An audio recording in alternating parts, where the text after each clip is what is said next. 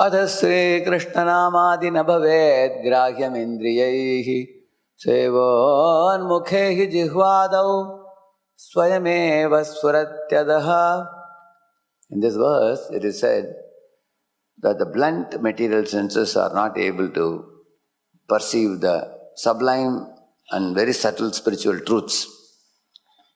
But if one utilizes one's tongue to do two activities of eating only prasad and chanting only the holy name, then if the Lord is inspired by our call, Suratyadaha, it is said, he can manifest himself. Truly speaking, the Shuddha Bhakti is performed with purified senses. Right now we don't have purified senses. We have impure senses. Then how can we perform Bhakti? But as we keep chanting the holy name and living in the association of devotees and rendering devotional service, senses gradually become purified. But when they come to a very purified stage, and then when one calls the holy name with the right attitude, Suratyadaha, he says, the Lord immediately manifests himself. For example, when Madhavendra Puri was chanting in Govinda Kund, the Lord was inside the bush, and immediately he asked Madhavendra Puri to bring him out of the bush and establish him at the top of Govardhan hill. And he also came and gave him a pot of milk. So the Lord could not hide himself to Madhavendra Puri because Madhavendra Puri called him with utmost devotion, devotional sincerity. Similarly, in the Sakshi Gopal pastime, the Brahmana had such a staunch faith in the deities that the deities began to speak to him and was ready to even walk behind him to go and give witness. His witness Gopal. You can see that. Similarly, when one rich man went to Vrindavan and gave outfits and ornaments to all the Goswamis for their own deities, at that time, it was Narsingha Chaturdashi day when Gopalabhatta Goswami felt, alas, all Goswamis have deities and I don't have a deity, I only have Shaligram Shila. How can I put this dress and ornaments for Shaligram Shila?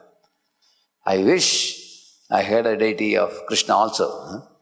So because he very strongly desired and went to sleep, next day morning amongst one of his dozen Shaligram Shilas, from one of them came Radharaman. He manifested him, the Lord manifested himself. Which means the intensity of the devotion of the devotee and the inoffensive calling of the holy name can manifest the Lord in the deity form. In the same manner, Lord can manifest himself in the prasadam form also. When Lord Chaitanya fed with his own hands to the little child, Narayani, a palm full of prasad, she erupted with devotional ecstasy, calling out Krishna's names. That means Krishna manifested through the prasad. When Lord Chaitanya went to the home of Advaita Acharya Prabhu, so when he saw the shak sabji, he said, Yehi shak Krishna asvadilo, heno shak asvadane, Krishna prema aise mane. So he said, Sayi preme koro asvadana, jadabuddhi parihari. Give up your blunt material consciousness. Look at this sak as that which is tasted by Krishna. Anyone who eats this sak will become awakened in love for Krishna, like that he said. So in this way, Lord Chaitanya could see Krishna manifesting from prasad. Or Narayani practically showed how Krishna can manifest from the prasad from the hands of Lord Chaitanya. In the same manner, Lord manifests from the loud call or a helpless call or inoffensive call of the devotee, as whether it is Draupadi calling or whether it is Ajamila calling or Gajendra calling the Lord. When there is a desperate call, inoffensive call, free from any pretension or duplicity, then Lord manifests out of that holy name. So one lecture Prabhupada says, you can have a pistol and you can have a bullet. When you shoot, with the bullet, it gives a certain type of sound. Without the bullet, also it gives some sound. But there is a big difference between the two. If there is a bullet, it has one effect. Without bullet, it has another effect. Similarly, the chanting of the holy name, Namakshara Bahuhaya Namanahihaya, Bhaktivinoda Thakur says that when one is chanting the holy name, if one gets distracted, going to all different parts of the world and thinking about so many things and plans and everything, then properly the name is not uttered, the name is not heard. But the name is uttered and heard with attentiveness and respect and devotion and sincerity, freedom from offense, any kind of offenses, freedom from any pretension, or with freedom from aspiration for any material benefits. And if the holy name is directed only for the pleasure of Krishna, so then the holy name can manifest Krishna.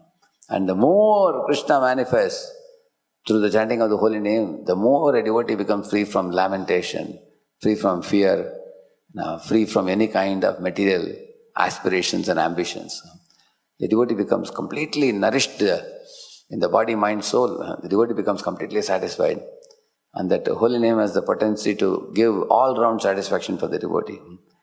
And also that devotee becomes, Prabhupada says, Devaki, when she was carrying Krishna in her heart, she appeared jubilant, pure and smiling. 3 words Prabhupada uses.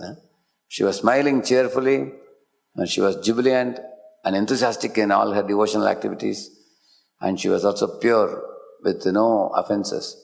So in this way, the manifestation of Krishna is not some imagination, but it is a visible phenomenon and a practical phenomenon in the life of a devotee, which can happen by the proper utterance of the holy name. Harinam Prabhu ki